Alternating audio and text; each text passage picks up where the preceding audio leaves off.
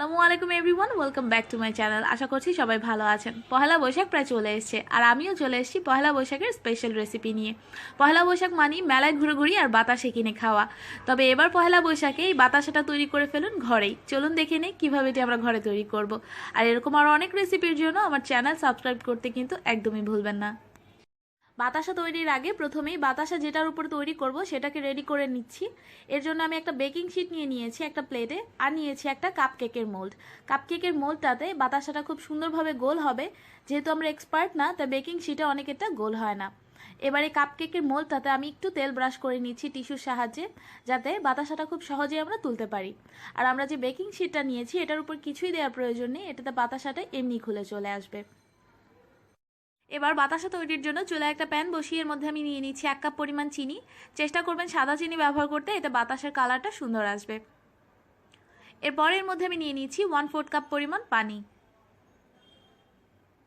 এবার চুলার আঁচটা লোতে দিয়ে অপেক্ষা করব চিনিটা গলে যাওয়া পর্যন্ত। যদি হাই হিটে দিয়ে চিনিটা গলাতে যান তাহলে কিন্তু চিনিটা সম্পূর্ণভাবে গলবে না, বরং এটা আবারও চিনি চিনি হয়ে যাবে। তাই কোনোভাবেই চিনিটাকে চিনি চিনি হতে দেওয়া যাবে না, এটাকে লো আঁচে রেখে খুব ভালোভাবে গলিয়ে নিতে হবে। দেখুন প্রায় 4-5 মিনিট জাল করার পর চিনিটা খুব ভালোভাবে গলে গেছে। আর এই পর্যায়ে থেকে অনবরত এটাকে নাড়তে থাকতে হবে, নয়তো চিনিটা কিন্তু আবারও ক্রিস্টালাইজড হয়ে যাবে। চিনিটা গলে যাওয়ার পর আরও 2-1 মিনিট জাল করলেই দেখবেন শিরাটা সাদা হতে শুরু করেছে। এ পর্যায়ে এটাকে চেক করে নেব। এর জন্য একটা প্লেটে আমি কিছুটা শিরা তুলে নিয়ে একটু ঠান্ডা করে নিচ্ছি। কিছুটা ঠান্ডা হলে শিরাটাকে চেক করে নিচ্ছি। একদম গরম অবস্থায় শিরাটা ধরতে যাবেন না, তাহলে কিন্তু হাত পুড়ে যাবে। দেখুন একতারের শিরা হয়ে গেছে, এর মানে আমাদের শিরাটা তৈরি।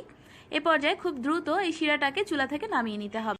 চুলা থেকে নামিয়ে একটা গোল চামচের সাহায্যে আমি মোল্ডে কিছু শিরা নিয়ে নিচ্ছি, যেটা আমি মোল্ডে তৈরি করব। আর কিছু আমি তৈরি করব এই বেকিং পেপারের ওপর। আর আমি এতই তাড়াহুড়ো করেছি যে প্রথম কয়েকটা দেওয়ার সময় আমি ভিডিওটা অন করতেই ভুলে গেছি। বেকিং পেপারের উপর আমি কিছু দিয়ে দিচ্ছি। যেহেতু আমি এক্সপার্ট নই, আমারটা একদমই গোল হচ্ছে না। এই কাজটাও কিন্তু খুব দ্রুত করতে হবে। দেখুন অলরেডি কিন্তু শিরাটা জমতে শুরু করে গেছে। আর আপনারা চাইলে বেকিং পেপারের পরিবর্তে নর্মাল কাগজে তেল ব্রাশ করে তারপর সেখানেও এই বাতাসাটা তৈরি করতে পারেন।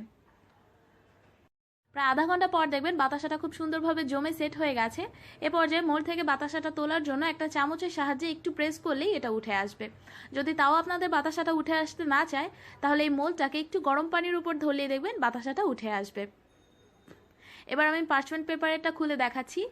দেখুন বেকিং পেপার থেকেও বাতাসাগুলো কত সহজেই খুলে আসছে।